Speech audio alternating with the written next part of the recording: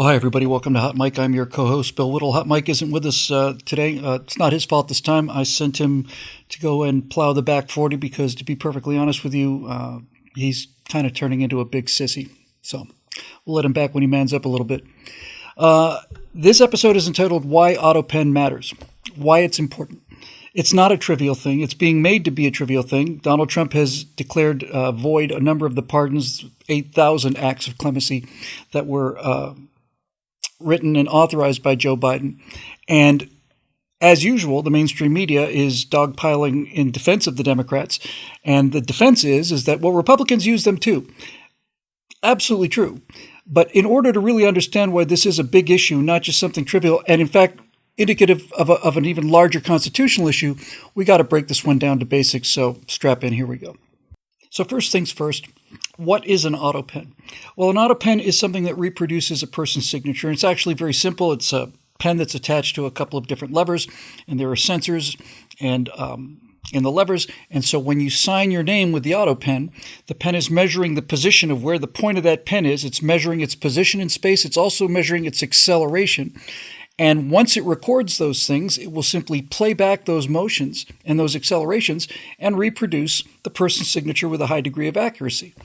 So this gets us to the bottom of the base core issues, and that is, why do we sign things in the first place? What is a signature?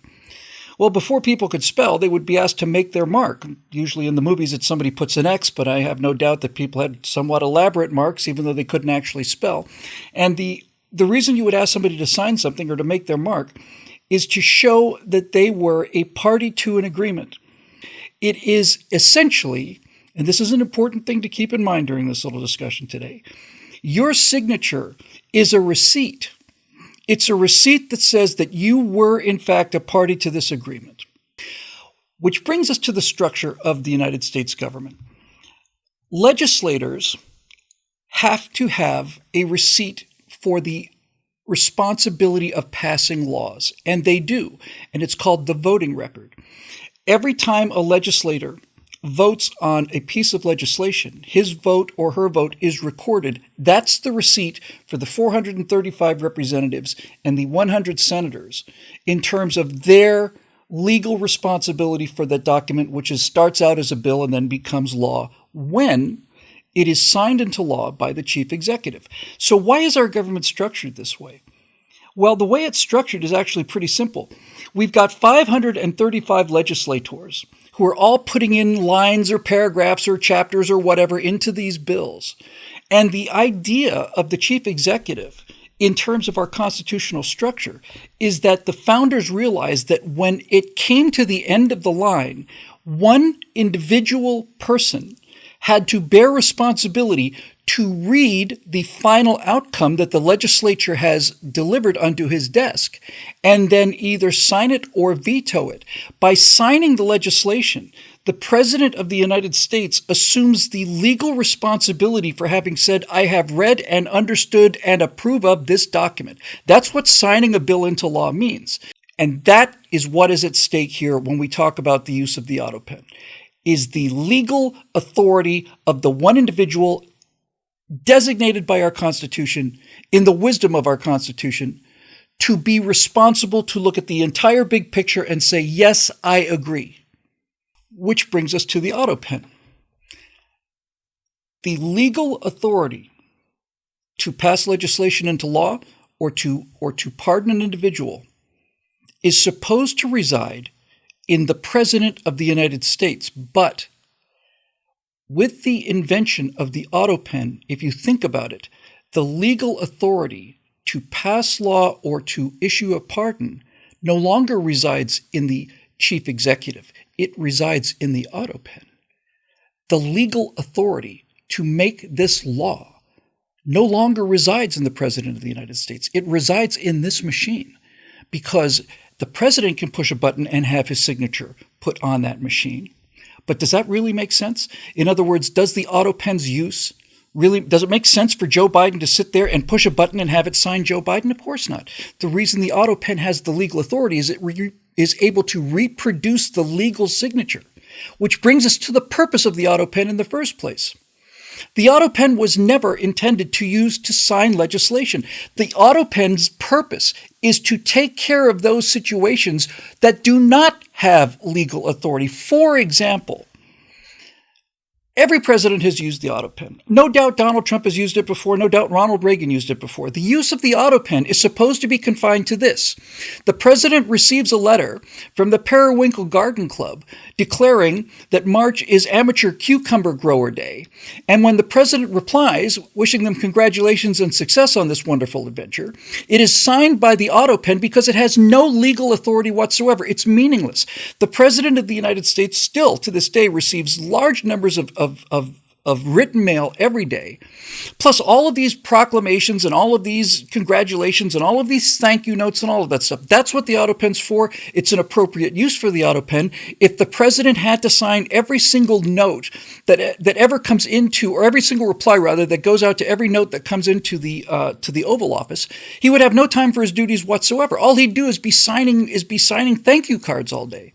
So the AUTOPEN is appropriate for use that has no legal authority because, as I said just a moment ago, the ability to reproduce the president's signature on a note is nice, but its ability to reproduce the president's signature on a legal document like a pardon or a piece of legislation is law.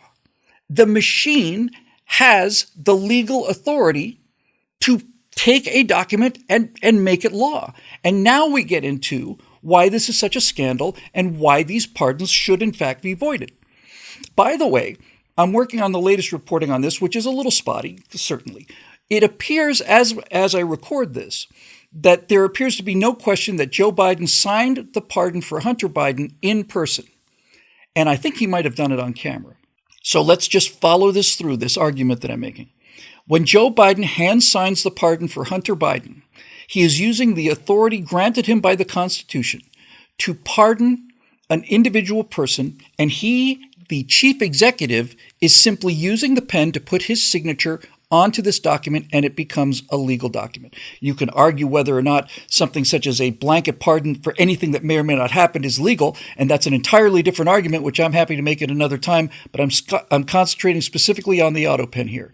If Joe Biden signed that pardon, then as far as we're concerned, that pardon for Hunter Biden is legally binding. But the reporting is that a large number, if not most, of these pardons that were issued by Joe Biden were issued by the AUTOPEN.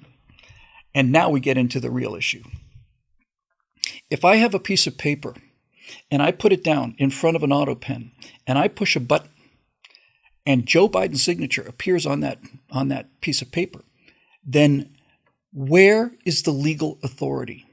I have assumed, I have usurped the legal authority of the Constitution of the United States by pushing the button on that AUTOPEN. I am now making it into a legally binding document. Now, to take a ridiculous example to make the point, if we had a president who wasn't too overly concerned about when the AUTOPEN was being used, or may in fact not have been aware at all if the AUTOPEN was being used, then it is entirely not only possible, but in fact, this appears to be basically what happened. Look, I can basically sit down and type up a piece of paper, and the piece of paper is called the Bill Whittle Restoration Act. And what it does is it authorizes monthly payments of $18 million to Bill Whittle, indemnity from any legal consequences, and a personal F-16 to be paid for by the U.S. government, fully funded and maintained and fueled and available for my use at all times. I hereby decree this by the powers vested in me in the Constitution. I push the button on the machine, it signs it, and now it's law. That's what happens when legal authority resides inside a machine and not inside the individual person. So there have been reports that pardons were issued while Joe Biden was out of the country. So now you begin to see where the problem is. If the machine has the legal power to turn a piece of paper into law, then the machine becomes the president of the United States. And any person with access to the machine has the legal power of the president of the United States of America. That's why this is a scandal. That's why this is important. Any intern, any wife, whether they be a doctor or not, any friend, anybody with an absent imagination, anybody walking down the hall, a visitor to the White House could stumble upon the AUTOPEN, push the button, and become the president of the United States of America. Now, there's not an honest, reasonable person in the world who thinks that that's fair. That doesn't mean the Democrats aren't fighting for it, but these documents, if they are signed by the AUTOPEN, should be voided. Because, to close my argument, yes, it's true that all presidents use the AUTOPEN. And yes, it's true that the AUTOPEN is necessary because of the trivia of the office of the President of the United States. But writing pardons isn't trivial, and signing legislation isn't trivial. That is the essential quality of the Chief Executive of the United States of America. And if you're telling me that the legal authority of the President of the United States can be activated whether the President is in the room or not, whether the President's in the country or not, whether the President's in his right mind or not, by anybody. And finally, by the way, there is no, what do we call this? Chain of evidence. There's no, sorry about the cut there. I had to look it up. The word I was looking for is provenance. There's no provenance for the ownership or the control of the AUTOPEN. In other words, there's no record that I'm aware of anyway, not in this discussion that's being held. There's no record of who has access to the AUTOPEN, because who has access to the AUTOPEN is the President of the United States. That is an awesome power. It's not an awesome power. It is the single greatest power on the face of the earth. The ability of the President's signature. President of the United States signature is the single greatest source of power on the planet. And so if you have a machine that can reproduce this authority, where is the chain of custody? Where is the record? Where is the provenance?